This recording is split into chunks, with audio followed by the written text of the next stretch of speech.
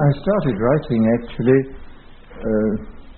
very young. I started writing when this thing happened to my eyes.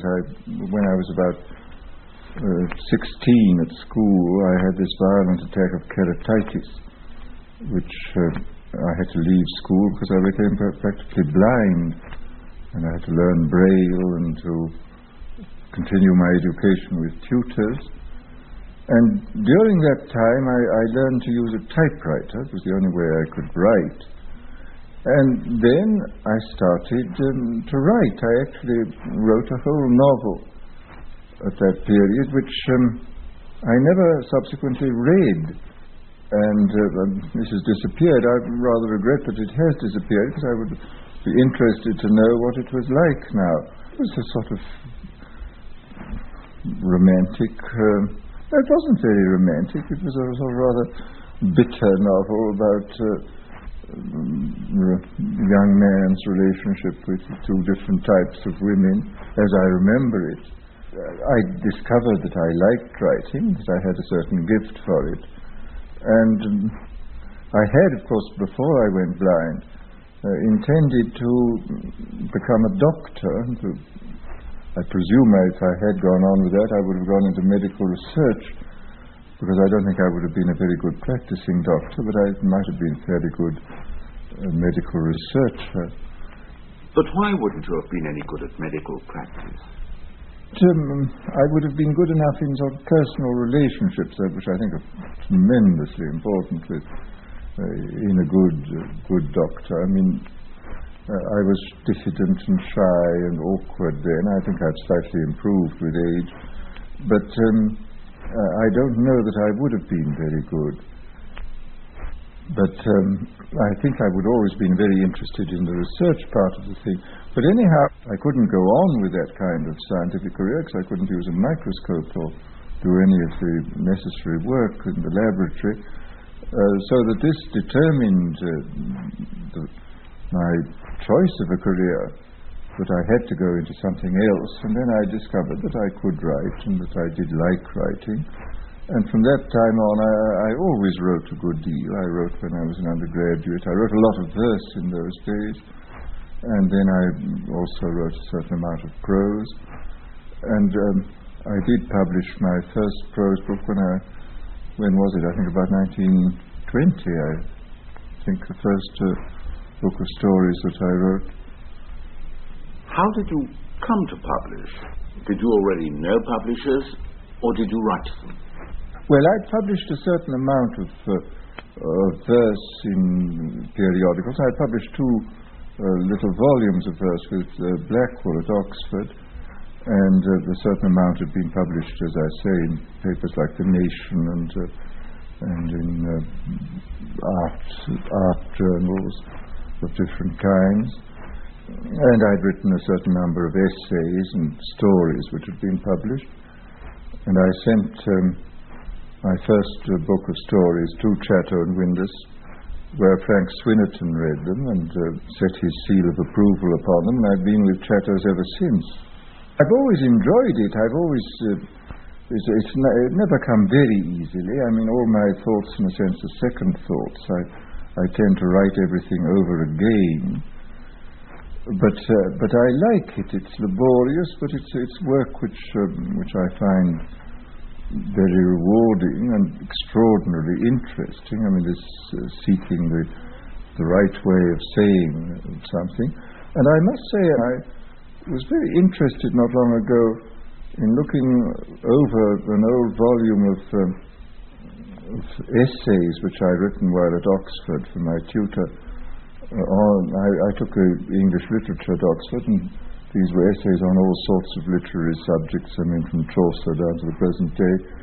And I was interested and surprised to find that I was writing quite well at that time. I mean, that I had a certain feeling for style, and that there was even a certain elegance in what I was doing, even at the age of 20, that I had obviously some kind of natural gift for writing, and although, as I say, it's always been a considerable work for me. I mean, it's this I never get the results I want, except as a result of careful correction and going over and rewriting. I don't work out anything in great detail. I mean, I sort of start a thing and then it becomes clear that this has to be done, and I reach a point out in front, and therefore this means something at the back has to be changed, and it develops in this way. I don't work out a thing in any elaboration in advance. Would you say that any one of your novels has been more real to you than another? In some ways, the Time Must Have a Stop was the one I enjoyed most of all doing. In your early years, was your defect of eyesight a great handicap? Well, every handicap, of course, is a challenge. I mean, one is limited naturally in what one can do. I was strictly limited in all kinds of otherwise normal activities. I mean, many things that I liked doing, like mountain climbing and so on, became very difficult or impossible for me. I couldn't practice any kind of sport requiring hitting a ball, because I couldn't see the balls. And on the other hand, the fact that there is this kind of challenge, if the handicap isn't too great, the challenge can often stimulate one to do things which I think in other circumstances one wouldn't do. I mean, it's in a sense a little bit like the problem of the sculptor. The sculptor wrestling with extremely hard and intransigent stone is forced to do things which the sculptor who works only in clay doesn't have to do. I mean, it's in a sense too easy. So that unless the handicap is too great and is overwhelming, it does act as a kind of stimulus and drives one on to do things. I did read a great deal, and I'm extremely astonished at how much I was able to read, because at the beginning, for about 2 years after this thing came upon me when I was 16, I couldn't read at all. As I say, I had to learn Braille, and I had to have the tutors who read to me, and then little by little I was able to read with it. But I did all my reading while I was at Oxford with a powerful magnifying glass, which I must say I'm amazed that I got through as much as I did. It was obviously always rather tiring, this whole process, but I managed to do it, and I suppose I've always had a passion for knowledge and a certain gift for coordinating facts. I mean, this is what interests me in writing, in expression, in thought, is the attempt to coordinate different fields, the attempt to say many things at the same time, the attempt to bring together into a single coherent and meaningful whole a great many apparently disparate events and data. This has been the ideal of writing that I've always had, and I think I have a certain gift for it. And this is what interests me. And sometimes I go too far, I get carried away and try to put in too much, and I require then to go back and simplify and cut things out. But I've always, I really don't like the very bare, bald, classical style, because it's much, to my mind, hopelessly oversimplified and therefore not true. I mean, life in its reality is incredibly complex and very, very subtle, and therefore I would think that any form of art which is as simplified, say, as the French tragedy of the 17th century, is intrinsically an inferior art. I mean, maybe very, very elegant and beautiful, but if you can impose order upon a much more complex mass of material, as Shakespeare was able to do, this seems to me intrinsically a superior form of art. And I would say this is true of any kind of art. I mean, isn't this the distinction in the pictorial arts between what is technically known as fine art and the crafts? The crafts are extremely simple forms. I mean, the form of pottery is exceedingly simple, and it can be incredibly beautiful. But at the same time, is it as high a form of art as a great composition where enormous numbers of elements, both formal and literary in the widest sense and emotional, are brought together and harmonized in a great composition? I would feel unquestionably that the great composition which brings together and harmonizes many elements is intrinsically a higher form of art than the simple, elegant, so-called classical form. After all, life is immensely complex. Why pretend that it isn't? I mean, and why not attempt, with a sufficient background of knowledge and information, to make some kind of synthesis, some kind of meaningful pattern of a large extent of information?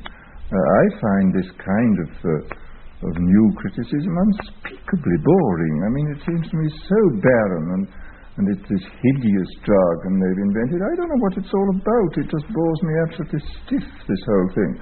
It seems to me so trivial in many respects. Although I think probably some of this work has to be done, this kind of very elaborate and meticulous linguistic work is probably useful. But to regard it as the sort of be-all and end-all of criticism seems to me absolutely absurd.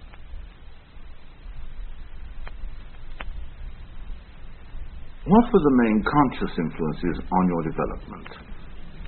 If you were asked, who would you say influenced you most in your youth? After I went blind, I mean, I had a succession of tutors, one of whom was President Sir George Clark, who was what is he called? Is he called the president or the principal of Oriel? Was he Oriel? I think so. The 17th century historian. He was a very remarkable. He was a contemporary of my second brother, who subsequently died at Oxford, and he'd just sort of come down from Oxford, and he tutored me, and I certainly got a great deal out of him. He was extremely well-read and highly civilized young man. And then, up at Oxford, I happened to have a very good tutor in English literature, who was unfortunately killed in the war, Tiddy. Then after that, I had this extraordinary fortune to meet a great many of the ablest people of my time. All the Bloomsbury people like Maynard Keynes and Clive Bell and Vanessa and Virginia Woolf. Russell I met then, and D.H. Lawrence. And this was a sort of liberal education to me. And Roger Fry was was very kind to me, and from whom I certainly learned a great deal about art, for example. Roger Fry, I think, remains a very good art critic. I mean, he had extraordinary sensibility and immense knowledge and enthusiasm, and was a good, genuinely good man, as well as being immensely charming and interesting. And then Clive Bell, he was always extremely stimulating, very kind to me. From them I learned a great deal about art, which I really didn't know anything about at all before. They sort of introduced me to modern art, to post-impressionism and cubism and so on. Keynes I knew less well, but he was always fascinating. He had this immense range of knowledge, and would come out with these curious or rather elliptical remarks about things. He was always very, very fascinating character. All this was an immensely educated thing, and this was all at the house of Lady Ottilie Murrell, where I met. I lived there for a year or so during the First World War. Are there, in your opinion, any writers who will survive and will be read? Actually, I think the most exciting people that I read as an undergraduate and just afterwards were French writers. I got sort of my introduction to French literature at that time. I mean, I read Proust when he first came out in 1914, Du Côté de chez Soi. Then I read the French poets then. Mallarmé made an immense impression upon me, and still does. I'm still very fond of him. And Rimbaud made an immense impression on me then. No one author has had very great influence over me. I mean, I get things out of all reasonably good authors, and even out of some bad authors that I read. I used to get a lot out of Proust. I reread some of it the other day and was rather disappointed. I don't know why. I mean, it didn't seem to me that I read the last volume, the Temps Retrouvé. It seemed to me curiously remote and unbelievable and unreal. And even the first volume, which I read part of the other day, passages which I thought were very beautiful in the early days, I didn't get very much out of. I don't know why. It's very strange, because it moved me immensely when it first appeared. I must read it again and have another look at it. Well, I think some of Hemingway's stories are very remarkable, short stories.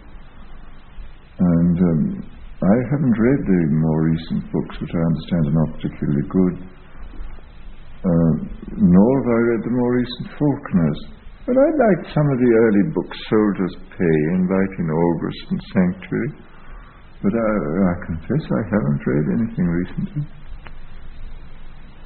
Joyce, it seemed to me, seemed to think that words were omnipotent. I mean, they are not omnipotent. He was a very strange man. I used to see him sometimes in Paris. This extraordinary, what may be called his magic view of words. I mean, it's sort of, I should never forget sitting next to him once at dinner and mentioning to him, which I thought would have given him pleasure, and it did, that I had just been rereading the Odyssey. And his immediate response was, he said, "Now, do you realize what the derivation of Odysseus, the name Odysseus, is?" I said, "No, I don't." And he said, "Well, it really comes from the two words Udais, meaning nobody, and Zeus, meaning God. And that Odysseus is really a symbol of creation of man out of nothing." Well, I mean, this is exactly the sort of etymology which would have been made by Albertus Magnus in the 13th century. I mean, there is absolutely no relation, of course, to anything which we would regard as realistic etymology, but this completely satisfied Joyce's mind, and this curious sort of magic approach to words as having some sort of intrinsic value apart from their references was a very characteristic thing in him. Ulysses is obviously a very extraordinary book. I mean, I don't exactly know why he wrote it, because I mean, a great deal of Ulysses seems to me to be taken up with showing the large number of methods in which novels cannot be written. I suppose it's a great book. To me, it remains a little bit too static, the whole character of Bloom. I mean, there are splendid passages. I don't think it's a success as a whole. What is the relationship of the artist to his time? The advances in literature depend on these purely fortuitous arrival of extraordinary people. I mean, nobody could conceivably have foreseen Shakespeare. I mean, nothing preceding Shakespeare really indicated what this man would be. Nothing in Russian literature really indicated that Tolstoy would come along. I don't know.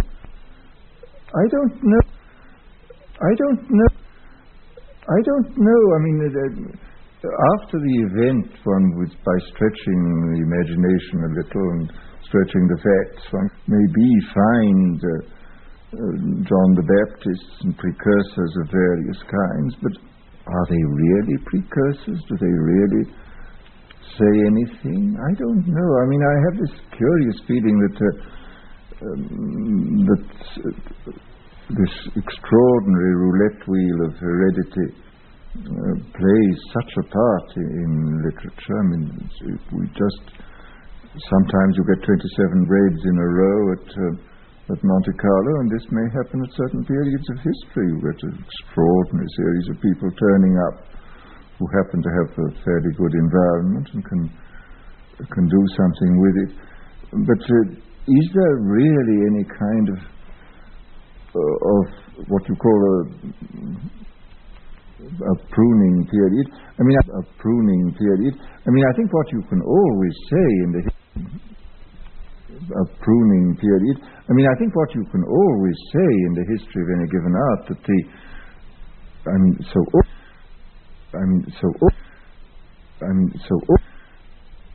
so often you see that the development of an art form is due not to external circumstances at all, but is due to the internal logic of the arts.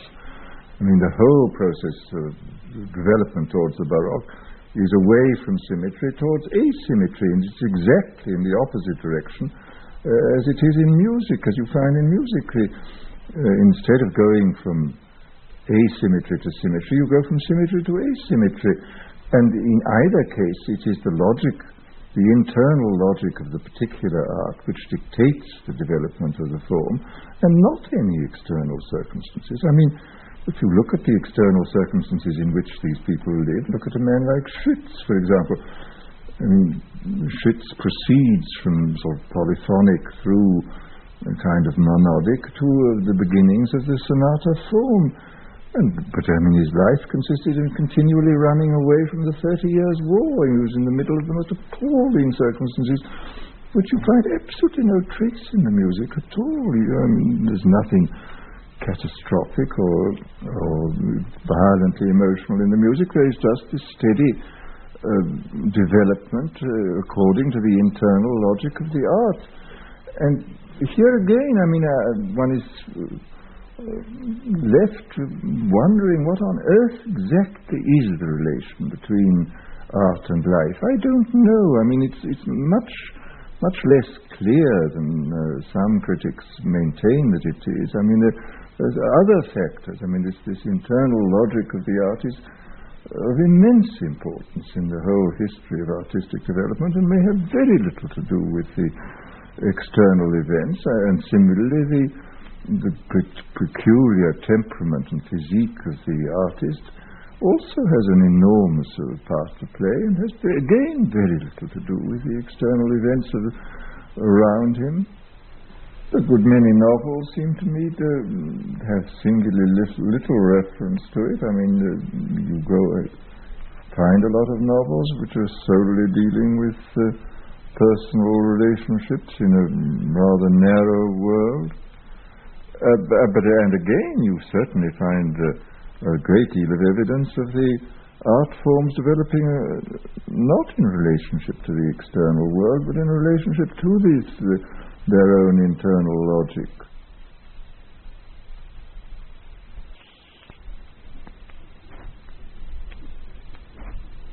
How do you approach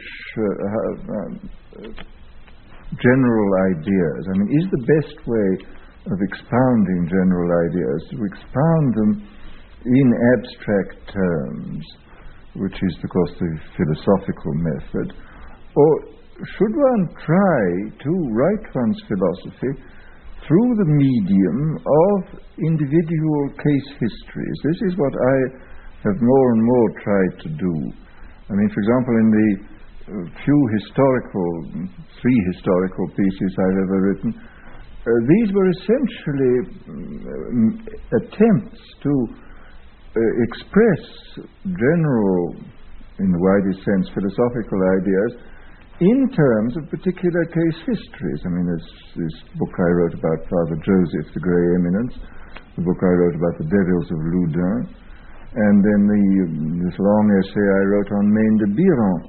I would like very much to find another good sort of biographical historical episode, such as I dealt with in the Grey Eminence and the Devils of Loudun.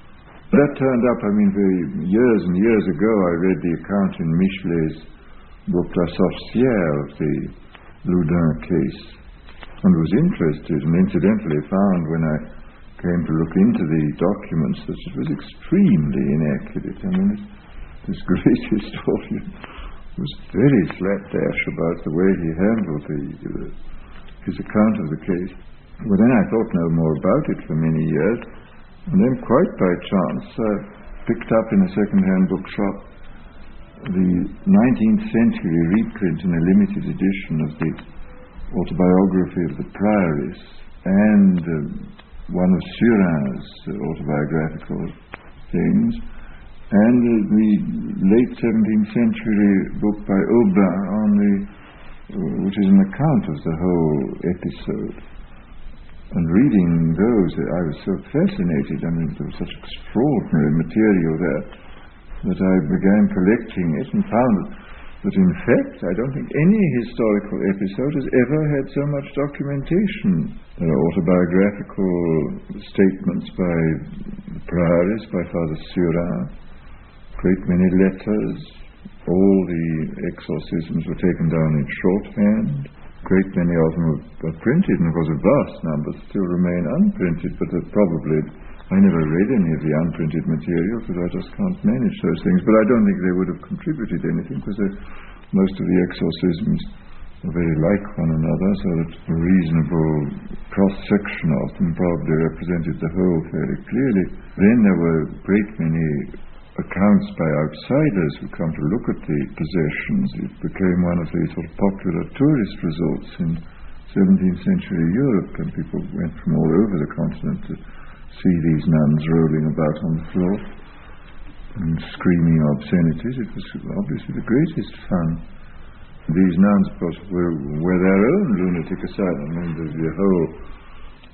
The whole convent was a lunatic asylum, with this screaming and with these exorcists deliberately keeping the thing up. The behavior of the exorcists, this degree of revoltingness and bad faith, which is absolutely appalling. After Grandy had been burned, they sent for the Jesuits to go, because the nuns remained just as much possessed and hysterical as ever. And as the Capuchins had failed completely in their efforts at exorcism, they called for the Jesuits, and among whom was this remarkable, very, very able man, but very unstable, psychologically unstable man, Surin, who came from Bordeaux. And he undertook not merely to dispossess the Prioress, but also to raise her to the highest pitch of mystical perfection, and in the process himself became psychologically infected and fell into a state of complete insanity in which he remained for 20 years, finally emerging, and in the last 7 or 8 years of his life becoming one of the major figures in the French 17th century mysticism. And even while he was insane, when he couldn't, he was so sort of hopelessly down that he couldn't read or write, or he could hardly even move, he was able to dictate a work on the spiritual life, which I've read. It's in 3 duodecimal volumes of about 1,200 pages, admirably well organized, with copious quotations from the Gospels and from the Fathers. This man who couldn't read or write, showing that the whole of his intellectual faculties were completely intact, while his emotional and physiological condition was absolutely disastrous. This man was completely incapable of doing anything at all, and was in fact a raving lunatic. Which is, of course, one of the strangest facts about mental illness, that you can have these cases. I mean, I've seen them in contemporary life of people whose intellectual faculties are perfectly sound, and yet whose emotional life is so disturbed that they have to remain locked up in institutions for years at a stretch. It's one of the oddest paradoxes I found. The whole business of the legal and psychological aspects of witchcraft in the 17th century are very, very interesting. I read a lot about it at the time. It's very interesting to see how, if you don't have a theory of the unconscious, you're virtually forced into the idea of possession. I mean, I think all the exorcists were convinced that this was a genuine diabolic possession. And of course they were being paid by the government.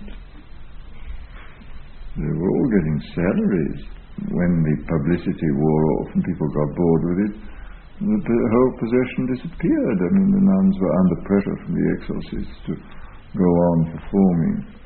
And when the money ran out, because they were being paid a subsidy by Richelieu, and they cut the subsidy off after a time, and the public opinion got bored, and they all got well.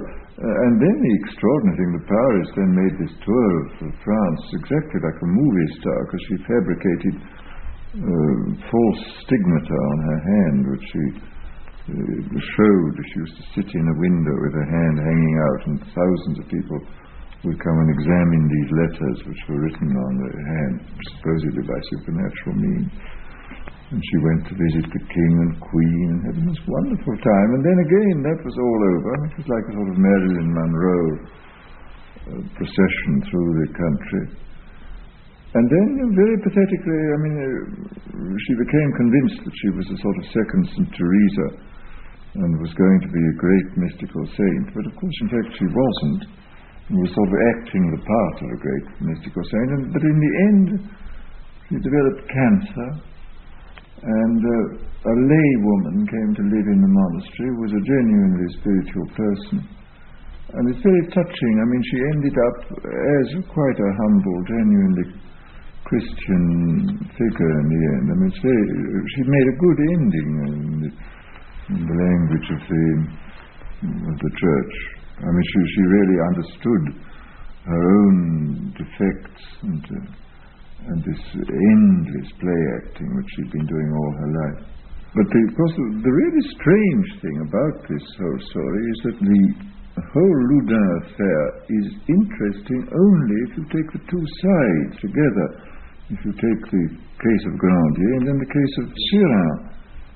Between them, the two episodes describe the religious life on every level, from the most horrible to the most sublime. I mean, the whole gamut of religious life is set forth in a kind of parabolic form in these two episodes. Now, the really extraordinary thing is that, as far as I know, I was the first person to bring these two episodes together in a single volume. Plenty of French people have written about Grandier, and in recent times plenty of people have written about Chardin. But nobody has thought fit to put the two cases together in a single volume and illustrate this fantastic spectrum of the religious life, from the most revolting through the most equivocal to the most sublime. I mean, this is the whole sort of message of this extraordinary episode, that religion is infinitely ambivalent. I mean, that it has these wonderful sides to it and these appalling sides to it.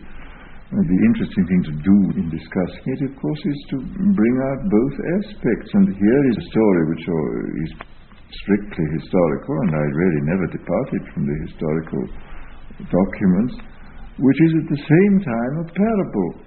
And this is what I'm looking for, is a historical or biographical medium in terms of which I can think about all sorts of general subjects and philosophical subjects, because I do strongly feel that philosophical and religious ideas are much better expressed not in abstract terms, but in terms of concrete case histories, biographical or historical. And if you can find the right kind of case histories, you can find means of writing what may be called philosophy. I mean, this perhaps is too presumptuous a term for what I've written, but I mean, it does permit the expression of general ideas in a much more powerful and penetrating way than would be possible if you were just writing about the same things in abstract terms.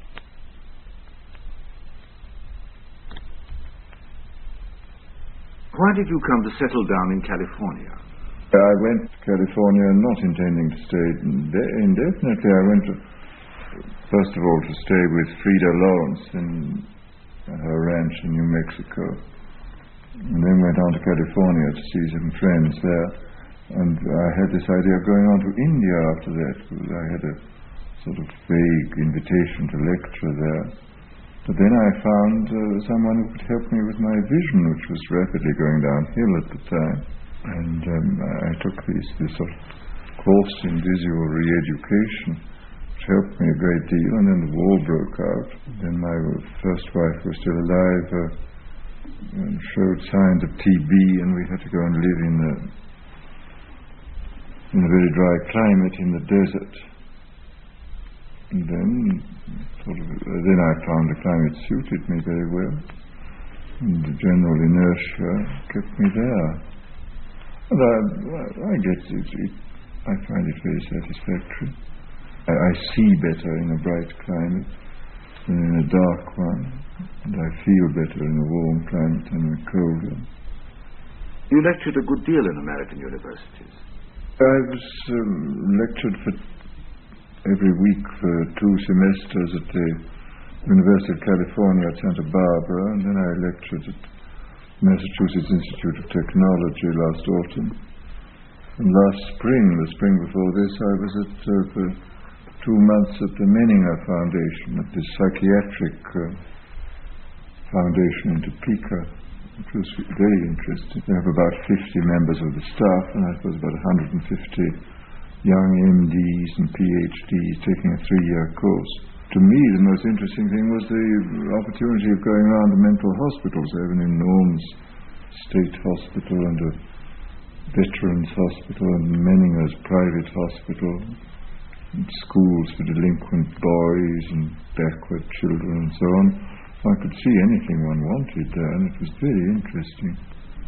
In the good hospitals, I mean, they attack on all the fronts at once. They give a certain amount of psychotherapy, they give chemotherapy, they give work therapy, play therapy, music therapy, and they really get to work on the person from every angle, and you have some chance of getting the person out in quite a short time if you have a decent hospital and use all these resources.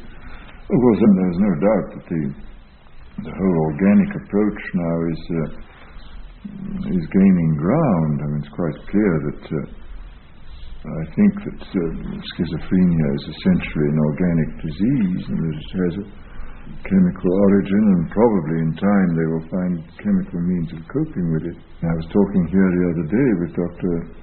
Sargent, who tells me that he is the chief psychotherapist at St. Thomas's, and he uses entirely organic methods and gets very good results. And you wouldn't dream of using sort of Freudian methods, so they just don't work. The person who succumbs to schizophrenia is in some way intrinsically and hereditarily vulnerable. That there is some anomaly in the metabolism and biochemistry of the person. Then this may be brought on, of course, by a psychological shock, and the shock may sort of throw him off his balance, and the biochemical anomaly then may perpetuate this thing. And the whole art of dealing with it is try to get the biochemistry back to normal, and at the same time to give the psychological support and also to teach the person to deal with his problems. I mean, if you can to a considerable extent teach the schizophrenic to cope with these strange abnormal perceptions of the external world which he has, get him to be conscious that these are abnormal and cope with them in a fairly rational way. But there's no doubt that we're on the threshold of very important changes in the whole treatment of mental disease. And some of these new drugs are very extraordinary. I mean, first of all, the tranquilizers have played an enormous part, and now these so-called psychic energizers are playing a huge part in getting depressed people back into a normal condition.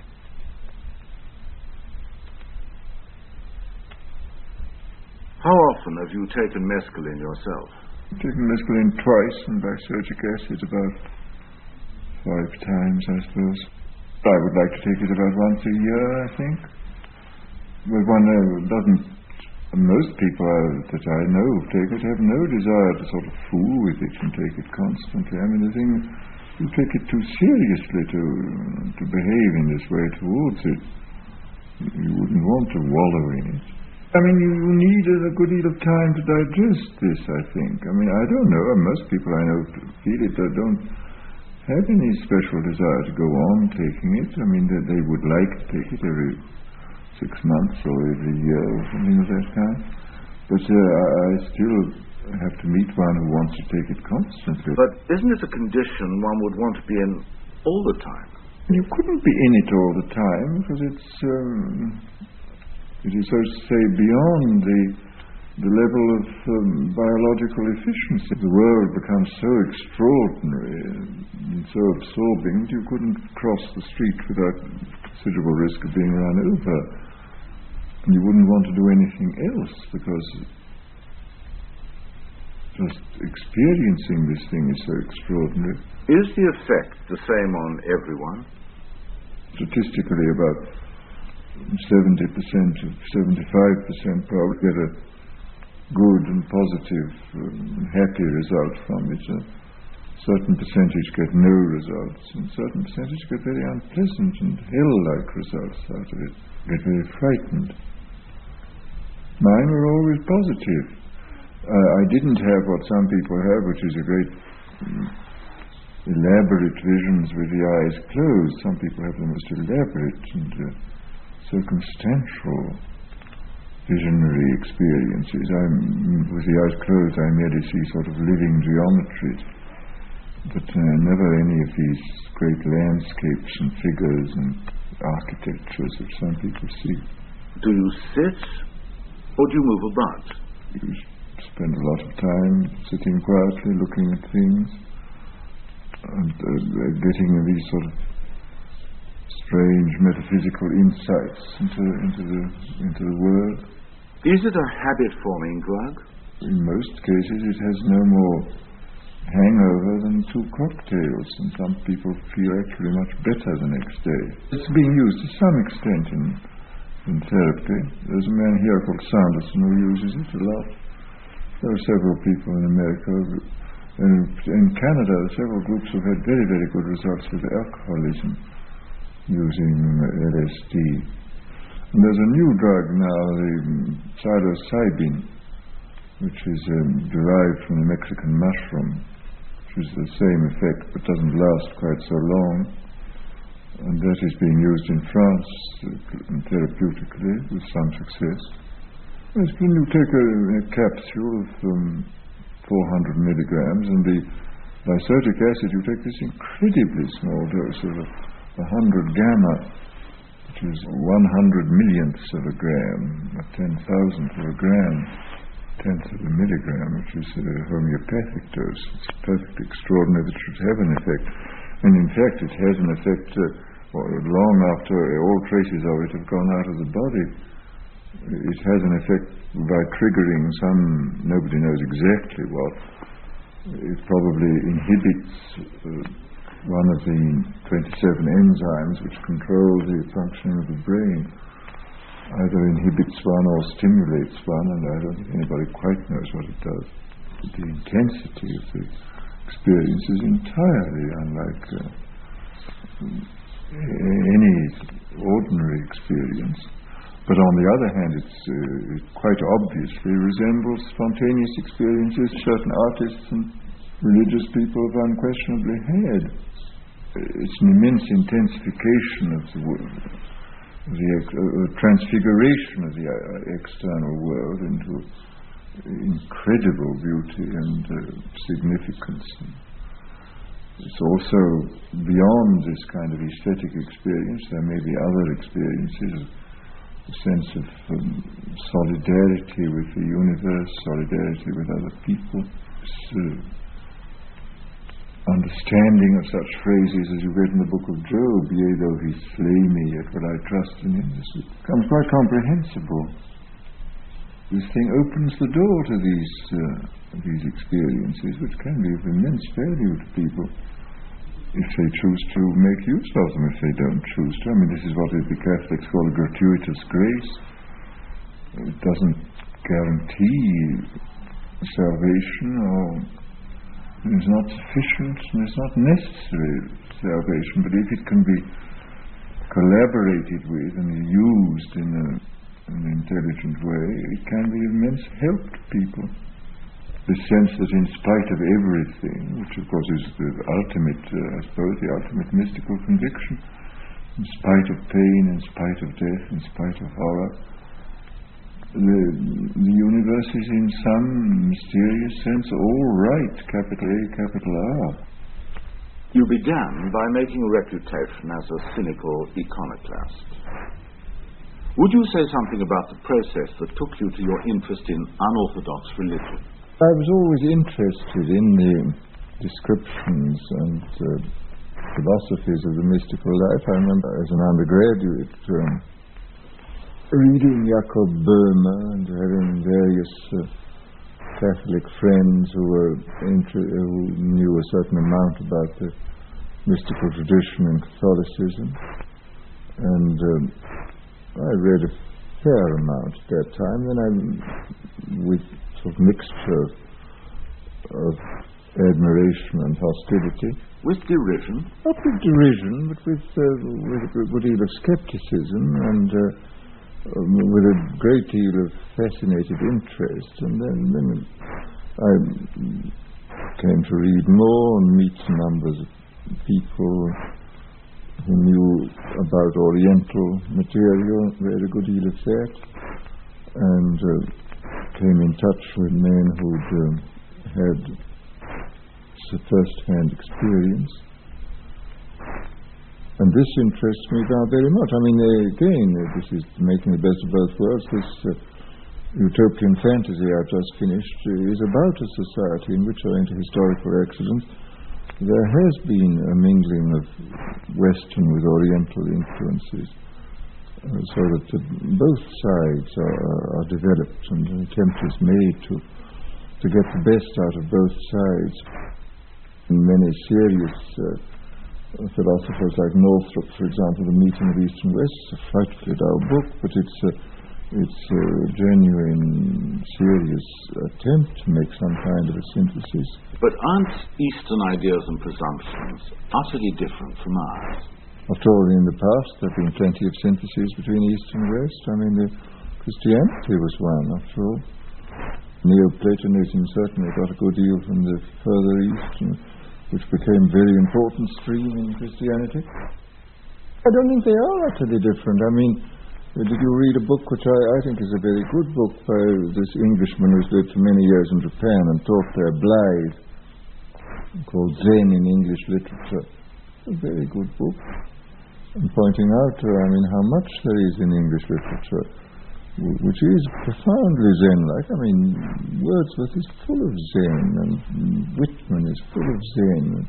Many, many people have this sort of attitude towards nature. The Japanese artistic representation of it, both in landscape and in the haiku, is perhaps more refined than anything we did. and more sort of elegant. But nevertheless, it's of the same order, it seems to me. I mean, in a curious way, I would say that intellectually speaking, the shortest way to India from the West is via Japan and the Far East. Because, I mean, we share with them this kind of nature mysticism which the Indians never developed. And, I mean, the Indians, after all, never developed a landscape art. So the Chinese developed it 1,000 years before we did. And it is possibly the most wonderful religious painting in the world, the great Sung landscapes. So that I don't think there is anything profoundly alien. I mean, this does represent a deliberate attempt to cultivate perception and imagination, to cultivate these non-verbal sides of the total human organism to their highest pitch of refinement and awareness. Surely, Zen is just a kind of inward turning which makes for cushioning an otherwise intolerable existence.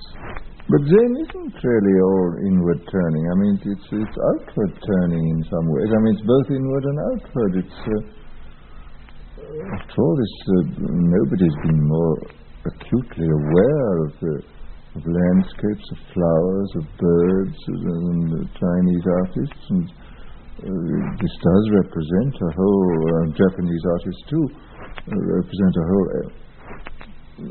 social attitude towards the external world of seeing infinity in a grain of sand. I mean, the Blake poem exactly sums up what they were after and what they so consummately succeeded in doing. I mean, this is simultaneously outward and inward, which seems to me the most desirable state you can possibly have. The Japanese landscape art was 200 years later than the Sung landscape art, which was the early expression of Zen in the Far East and the expression of Buddhism. They have their religion in Shintoism.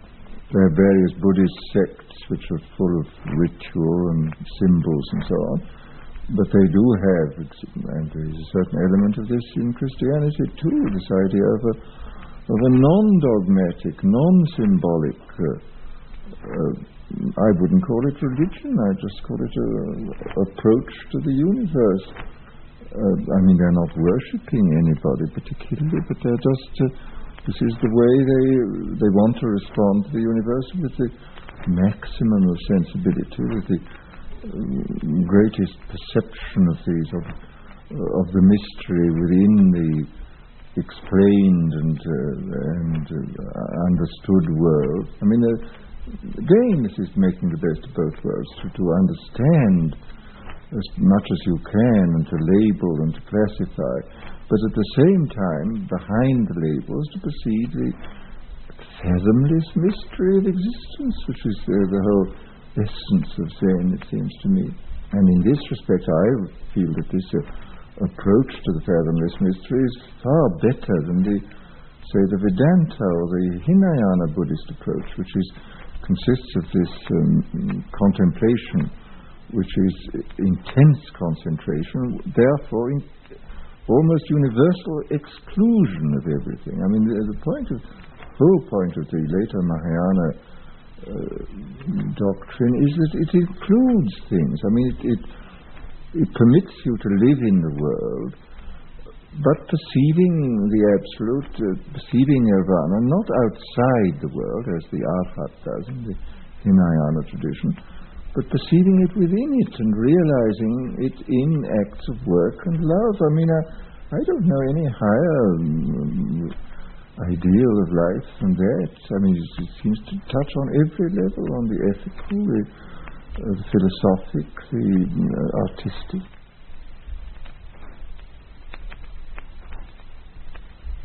What part has the supernatural in your life? I don't exactly know what people mean by the supernatural. I mean, in practice, I would say that what people call the natural in our Western tradition is in fact our projection of concepts upon the world. I would say this is the natural is our tendency to project our notions and concepts upon the outer world, I mean, to see the outer world not as the immediate datum of experience, but as an embodied label, as the illustration of some generalization already pre-existing in our skulls. This is what we call the natural world. The supernatural world, as far as I'm concerned, is in effect the genuinely natural world, which is the world of immediate experience without all these concepts imposed upon it.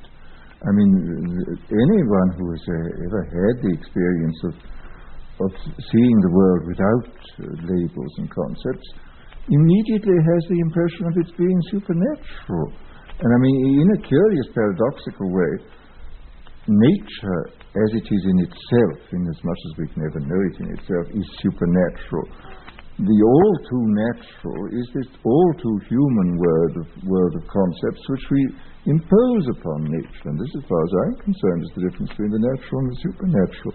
The natural is what is our picture of the world with its names and its labels imposed upon it, the utilitarian and scientific and generally day-to-day picture, and the supernatural is the world as it comes to us in its profoundest mystery. I mean, one is sometimes suddenly aware of this bottomless mystery of existence. I mean, suddenly you're hit by this thing.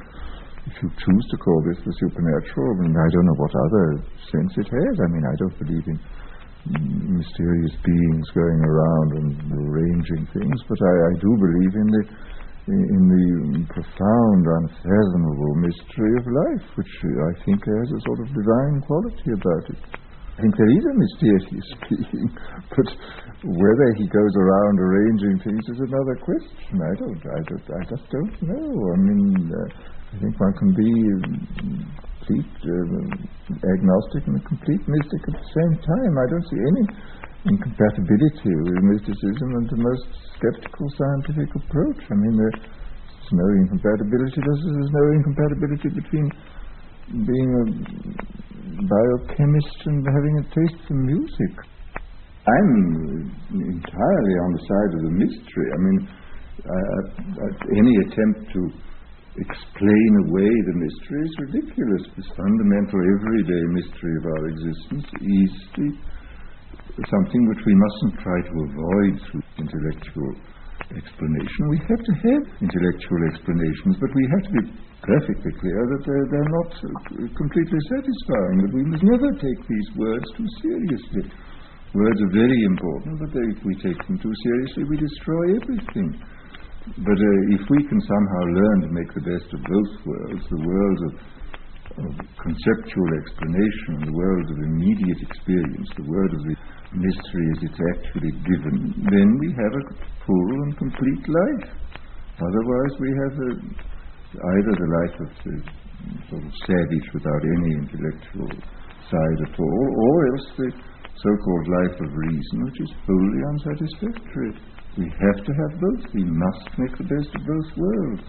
And the Greeks did pretty well up to a point, but I mean the Greeks had their appalling limitations. I mean their whole view of women was utterly unsatisfactory. They had no view of an adequate kind of marriage, no view of a permanent love relationship between the sexes. I mean, in that way they were frightfully limited.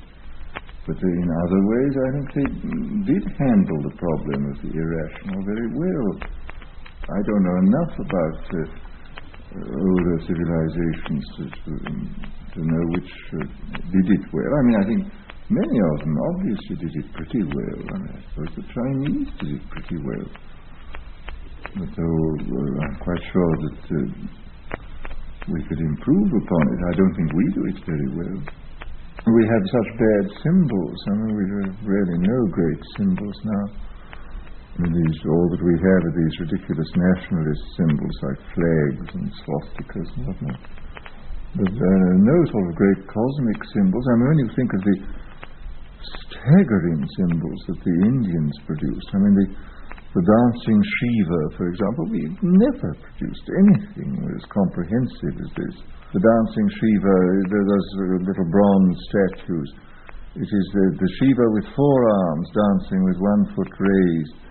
And, well, I mean, I go into the details, they're really quite extraordinary. It's, the figure stands within a great circle, a sort of halo, which has flames going out and the symbols of flames. And this is the circle of mass, energy, space, time. I mean, this is the material world. This is the great world of this all-embracing material world with its flames, which are energy. Within this, Shiva dances. He's called Nataraja, the Lord of the dance. And he dances, he's everywhere in the universe. I mean, this is his dance. The manifestation of the world is called his lila, his play. It's, I mean, he sends his rain upon the just and the unjust. And he's beyond good and evil, of course. It's all an immense manifestation of play. He has this long hair, which is the hair of the yogi, contemplative, and it streams out to the limits of the universe, you see. Therefore, this sort of yogic knowledge of this contemplation includes everything. He has 4 arms. In the upper right arm, he holds a little drum, which is the drum which summons things into creation. You beat upon this drum, things come into existence. In his left arm, he holds a fire, which is what destroys everything. He both creates and destroys. His lower right hand is held up in this attitude, which means be not afraid, in spite of everything, it is all right. The other hand points down at his feet, and 1 foot is planted squarely on the back of a repulsive dwarf, this infinitely powerful dwarf called Muyalaka, I think his name is, who is the ego. And he has to break the back of the ego, you see. What he's really pointing at is the other foot, which is raised. And this means this foot is raised against gravitation and is the symbol of spiritual contemplation. The whole thing is there, you see. I mean, the world of space and time and matter and energy, the world of creation and destruction, the world of psychology. I mean, how do you get out of this? I mean, if you don't break the back of the ego, you're lost. And if you don't practice contemplation, there will be no liberation for you. I mean, we don't have anything remotely approaching such a comprehensive symbol, which is both cosmic and psychological and spiritual. I mean, it is really most unfortunate that we have such miserable symbols. It's part of the regular Hinduism, but it is specifically Shivite. And then one of the manifestations, of course, is called Bhairava of Shiva, who is also dancing, but he dances in cemeteries. And I mean, to remind us that the dance of life isn't always very jolly. I mean, that he dances just as much in misery and death as in life and elation. And when this has to be accepted, and of course, again, it's only by the lifted foot that we can accept it. I mean, it actually is completely compatible with the modern scientific idea. I mean, it includes the world, you see, of mass, energy, space and time, and the idea of the infinite energy dancing timelessly and forever through this world, dancing through human mentality too. I mean, the world is felt to be, of course, a kind of outrage, because the play goes on even inside ourselves, although we are sentient beings, and yet the hand is raised, everything is finally all right in spite of everything, if, as Buddha said, I show you sorrow and the ending of sorrow. The ending of sorrow is putting your foot on the back of the dwarf and raising the other foot in against gravity into the state of contemplation. I mean, the whole thing is there, stated in this single, extremely elegant. I mean, these Shiva images from the south of India are very, very elegant. They're most beautiful pieces of sculpture, the best of them. But it's a shame we don't have any good symbols like this to remind us of who we are and of what we can do about it, if anything.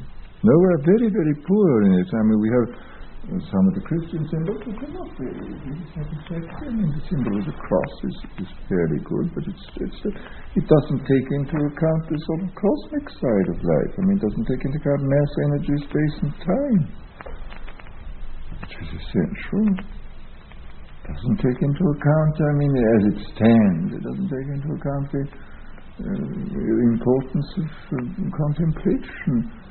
No, I mean, there are other symbols, of course, within Christianity which do, but a single comprehensive symbol like the Shiva symbol we do not have, and it's very unfortunate. This whole business of the organized manipulation of symbols is, I mean, the human mind is a symbolific instrument. I mean, it exists to manufacture symbols, to turn immediate experience into symbols for the purpose of managing it in a fairly convenient way. The question is, can we get on with fairly scientific symbols, realistic symbols, and then concentrate on the immediate experience? I don't know. I mean, I simply don't know whether this is possible as a sort of general attitude towards the world. I think it's certainly possible in isolated individuals, but whether in fact it will ever turn out to be something which appeals to great numbers of people, I have no idea. But surely, by its very nature, mysticism hinges upon superstition. Can one have the flowering of mysticism without the dung of superstition? I don't know whether you can. There's a very interesting chapter in Conzi's book on Buddhism, saying that as a matter of historical fact, these extremely elevated mystical and philosophical doctrines of the Mahayana have always been associated with grossest forms of superstition.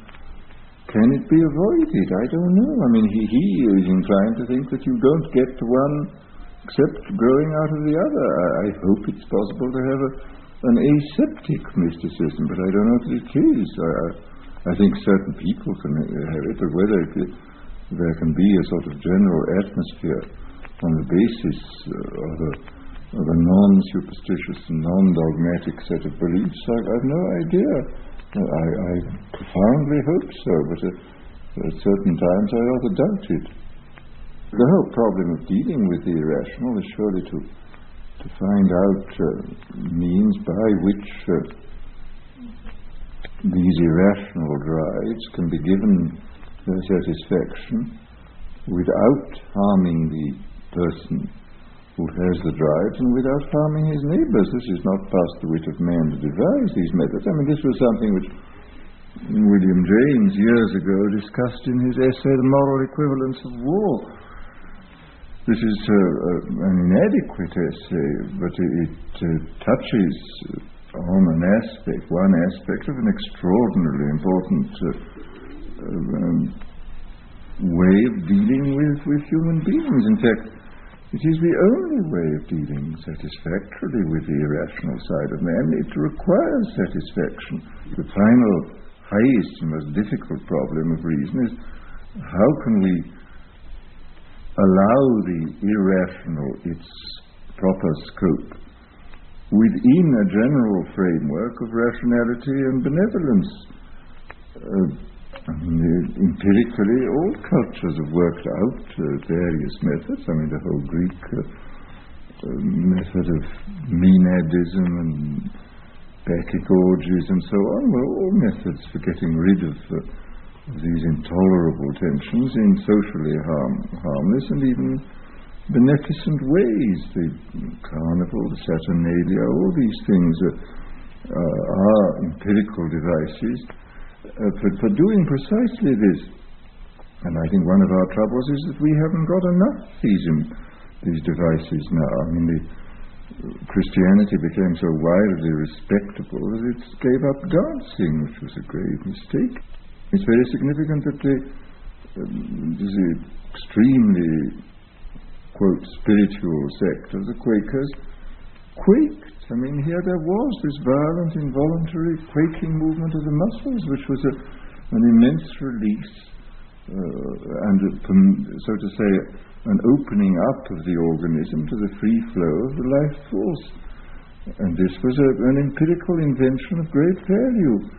Similarly, the sort of deliberate dancing processes of Menadism and Bacchantism and the Dionysiac orgies were also methods for involving the muscles in this general process of release, of getting rid of these pent-up irrational drives in harmless ways.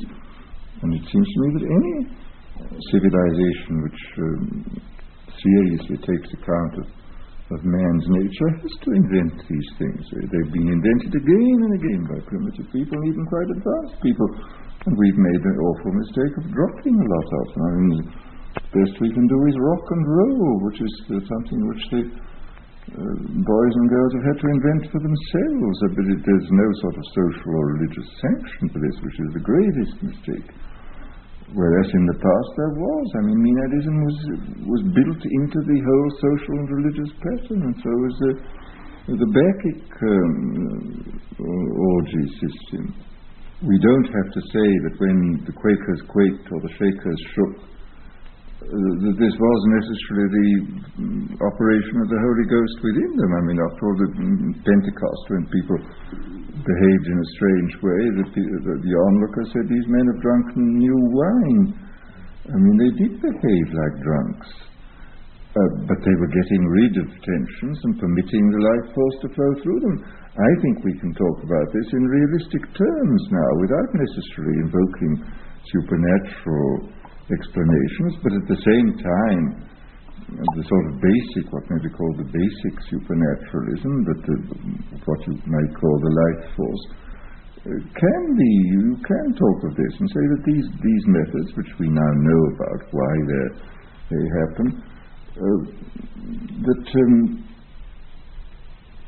they are of value in as much as they do permit this basic source of energy and enlightenment to flow freely through an organism which is constantly blocking itself up and obstructing itself by the operations of the conscious ego. These are ways of getting rid of the conscious ego, of getting out of our own light, which is, of course, what everybody has been talking about from the beginning of time. And I think we are now in a position to be able to talk about it in more or less naturalistic terms, and not necessarily in these supernaturalistic terms which the early Quakers or the Shakers or the dervishes used. There are geniuses and geniuses. I mean, there are some who are content to work within the tradition in which they find themselves, and others who find it necessary to modify that tradition. I mean, after all, take the case of Chaucer. I mean, here you had a man who, out of the blue, really developed psychology. I mean, his contemporaries and his predecessors had been interested in psychology, finally, only from an ethical and religious point of view. They were not interested in the variations of human character as such. They were interested in the variations of human character as determining whether you went to hell or heaven. And, I mean, take his greatest predecessor in narration, Boccaccio. I mean, it's quite incredible, the summariness and the lack of detail of the psychological descriptions, or even the physical descriptions in Boccaccio. They just don't exist. I mean, he just said there was an extremely handsome young man in Florence who fell in love with an exquisitely beautiful girl, and this is about as far as it ever goes in Boccaccio. Then you find the later Canterbury Tales with these extraordinarily fully developed physical and psychological characteristics, which found no imitations afterwards. I mean, this extraordinary man turned up, and everybody admired him a great deal, but nobody was able to follow him. These are extraordinary facts. I must say, I find, and yet he's a man of his own time, but he's a man also completely outside his own time, as far as I can see. The history of psychology, it's quite obvious that people must always have been perfectly efficient, practical psychologists. People were no stupider than we are. And in their personal relationships, they must have had a very, very shrewd idea of what people's motives were, etc., etc. But of course, their official psychology was incredibly crude. But every now and then, you've got a literary psychologist who was about 400 years ahead. I mean, you've just got to compare Shakespeare and Ben Jonson. Ben Jonson, being a scientific psychologist, I mean, who followed the whole doctrine of humour as you find it expressed in Burton's Anatomy of Melancholy, and there was a fully worked out psychological theory. It didn't happen to be a very good one. I mean, even a sort of psychosomatic theory too, which didn't happen to be very good, and it didn't happen to be very helpful. But nevertheless, I mean, in spite of the bad official psychological theory, I'm quite sure that most people with a reasonably good intelligence and intuition were extremely shrewd practical psychologists. They probably knew about it, but nobody had written it down. Many of the findings of Pavlov and his dogs were well anticipated, I mean, empirically. I mean, Dr. William Sargant, in his book, The Battle for the Mind, has a most interesting chapter on Wesley's method of converting people, persuading and converting people, and showing that how closely it's related to these methods which Pavlov used later on with dogs, and which, of course, methods, findings, of course, which proved to be extremely useful in the cure of shell shock and battle fatigue in the 2 world wars. I mean, there is no doubt that people empirically hit on all kinds of things, and it was only in much later times that the theoretical raison d'etre of what they were doing was gradually emerged and came into clear consciousness.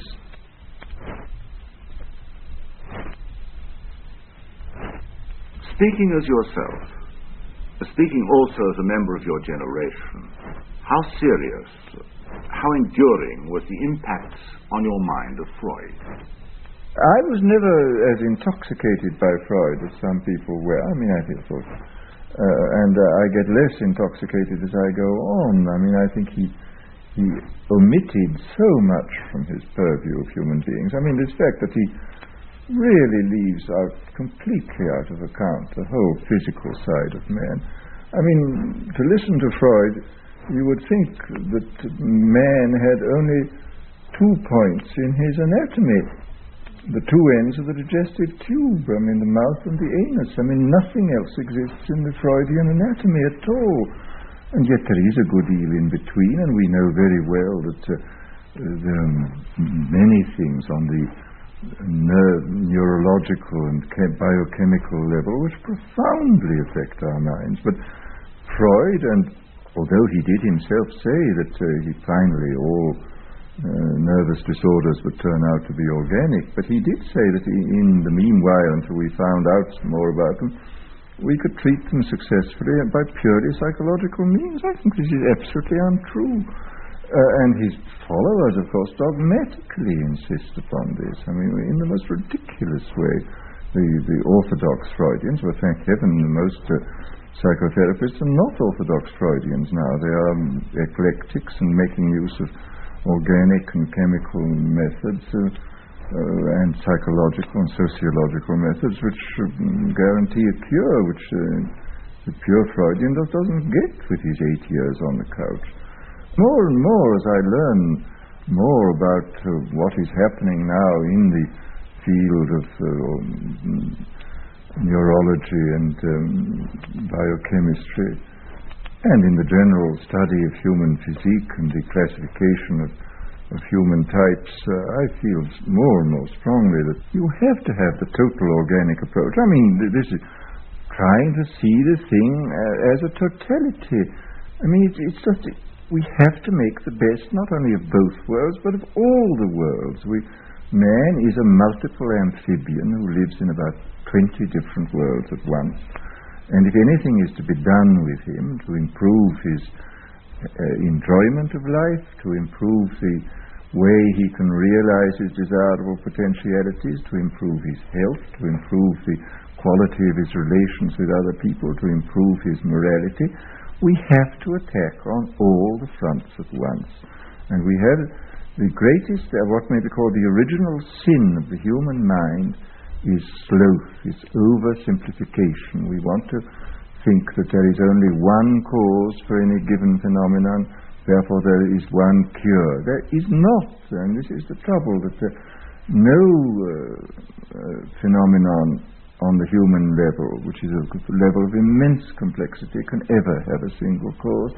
I mean, we must always take at least half a dozen conspiring causal factors into consideration, and any attempt to improve human life has to take into account the psychological factors, the sociological factors, the physical factors, the chemical factors, all of them.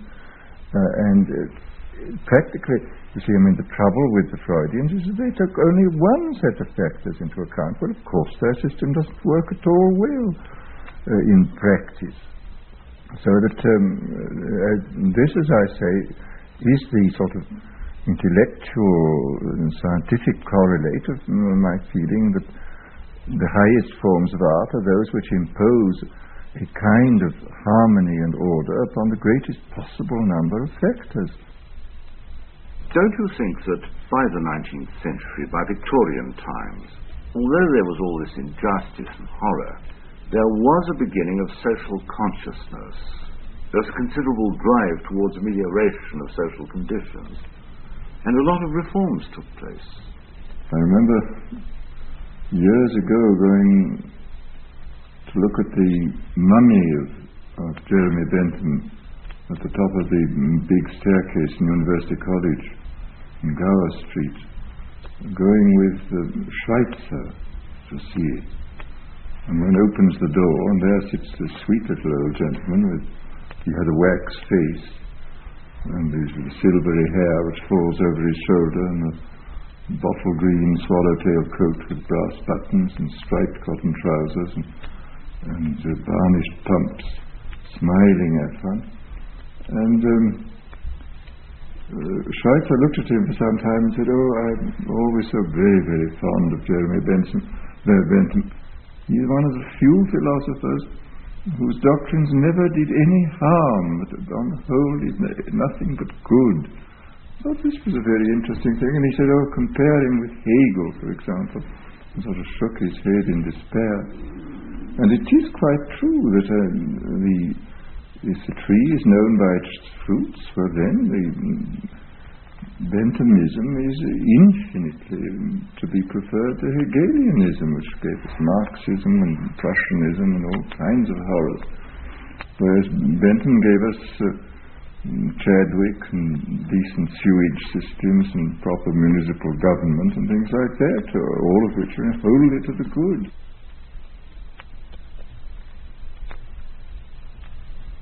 Won't you say something about D.H. Lawrence? I met Lawrence during the war, and of course I knew him best later on in the last 4 years of his life, from 26 to 30. He was perfectly extraordinary as a human being. He was extremely fascinating, and he was always stimulating, a little alarming to be with. I mean, because he was very fond of my first wife, and we got on very well, and I think we were among the relatively few people with whom he didn't one time or another have a quarrel. We saw, as I say, a great deal of him in the last 4 years of his life. Why was he always quarrelling? Well, he was a prickly man, and I don't know. I mean, he somehow did it on principle, I feel. I don't know if that's wrong. I don't know what he... It was a very strange thing. He would sort of burst out in this curious way against people. But it was always a pleasure to be with him and to hear his comments on things, his reactions to nature and so on. Were always very, very fascinating. But some of the things he said seemed to me quite horrifying. For example, his resistance to the intellect. Well, of course, I never understood his anti-intellectualism, all the more so as he was an intellectual. I mean, as a young man, he'd been a great passer of examinations, and he had a great store of knowledge. He didn't really like to say so, but he was very well read. Of course, one of the things I often speculate, what on earth would have happened if he'd lived on to a reasonable age? It is, of course, it's absolutely extraordinary to think that this man who died at 44 produced this immense volume of stuff which he did, some of which is very fine, I think. I mean, I do think the short stories and some of the long novelettes are most remarkable, and some of the longer novels, I don't think all of them are successful by any means, and some of the later poems I think are very beautiful. But it's amazing to think of all this having been produced by this man who died at 44 and was sick for a great deal of the time. But where would he have gone from the point that he was at when he died? This is a very interesting speculation. I don't think he could have remained where he was, because, I mean, there's a certain ambivalence, even in a book like The Plumed Serpent, where he's inviting us to go back to the dark gods and the blood and so on. But in the next breath he's saying how awful the Mexicans are because they're so slow and unintelligent and so on. I mean, it's a very odd book. I mean, you get the tirades against the Mexicans almost in the terms of an English colonel talking about the natives. In the next breath you get then these tremendous invitations to sink yourself in the blood. So that there was even then a kind of ambivalence. I think he would have come round to what seems to me a more balanced view. I mean, this whole thing that we have to make the best of both worlds. I mean, both worlds are in us. We have the world of blood and the dark gods. I mean, there was this curious, how many years was it? I mean, well, it was 8 years of wandering between 1918 and 26 when I didn't see him because he was wandering all over the globe then, hoping to find this kind of promised land which was obviously not there. I mean, he was very charming generally. I mean, he would sometimes sort of get cross, but he could be very amusing and entertaining. And he was happy. I mean, he was happy sort of sitting on a stone and very like, remember that poem of Wordsworth, Expostulation and Reply, sitting on an old grey stone, as he said. And of course a lot of his life was spent in this way, and then he would get an urge to write, and then write for 18 hours a day. I mean, it was very extraordinary to see him at work. It was a sort of possession. He would rush on with this, his hand moving at a tremendous rate, and never correct anything, because if he was dissatisfied he would start again from the beginning. His capacity for perception it was a great pleasure and instruction really to go for a walk with Lawrence. I mean, the sort of way he perceived the world was so intense and exciting. The point is that you must have both. I mean, the blood and the flesh are there, and in certain respects they are wiser than the intellect. I mean, if we interfere with the blood and the flesh with our conscious mind, we get psychosomatic troubles. But on the other hand, we have to do a lot of things with the conscious mind. Why can't we do both? I mean, we have to do both. This is the whole art of life, of making the best of all the worlds.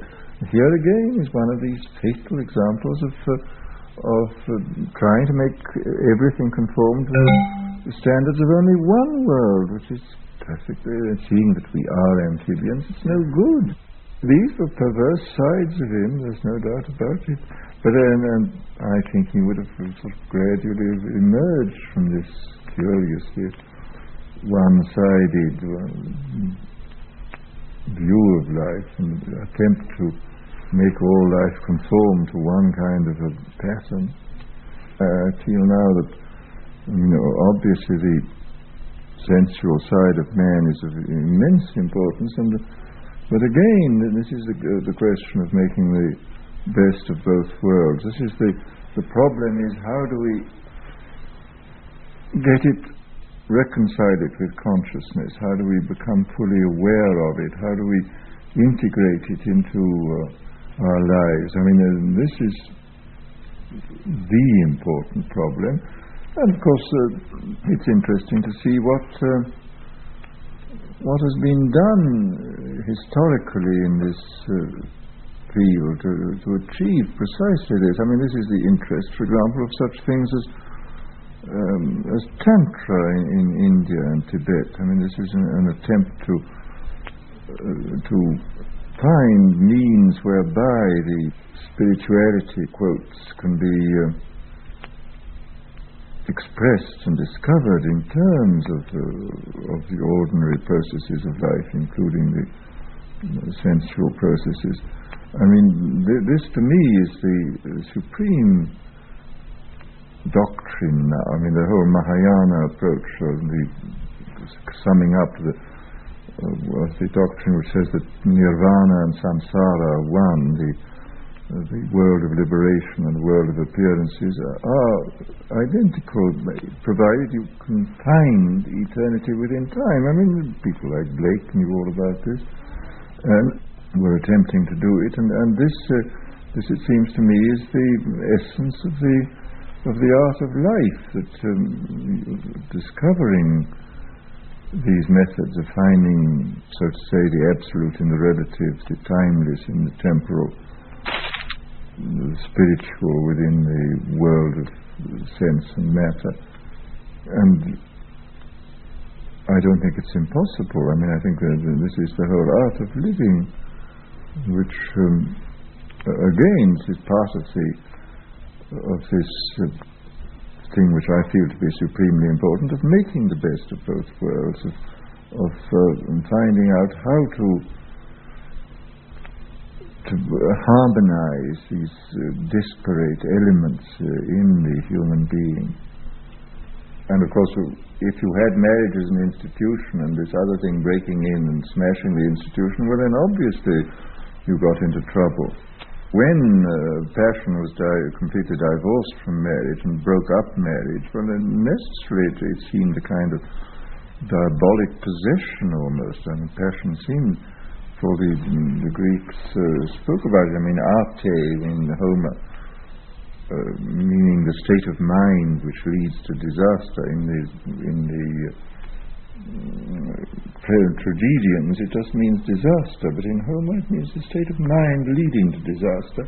And Arte was a daughter of Zeus, whom Zeus, for his own strange and practical joke-like purposes, used to let loose on people. Arte was the person who blinded Agamemnon into stealing Achilles' girl from him, and when they reconcile, he apologizes and says, "But it wasn't I who did it, it was Arte who did it." And Achilles says, "Yes, of course it was. Arte is really very serious." And if you had this idea, the sexual passion was just one of the manifestations which this mischievous daughter of Zeus, who could possess you, one of the ones that she imposed upon human beings. They can now blame it, fortunately, on their complexes and the mothers having not weaned them properly or something of the kind. In fact, it is now the conception of the unconscious, isn't it, that we use instead. But we don't use, you see, what the Freudians don't use is the counterpart in Greek, in Homeric literature, which is menos, which is the divine capacity to do the impossible. You're suddenly filled with this sort of inspiration. Even horses get it sometimes. A horse gets so much menos that he can gallop along at a terrific rate, and you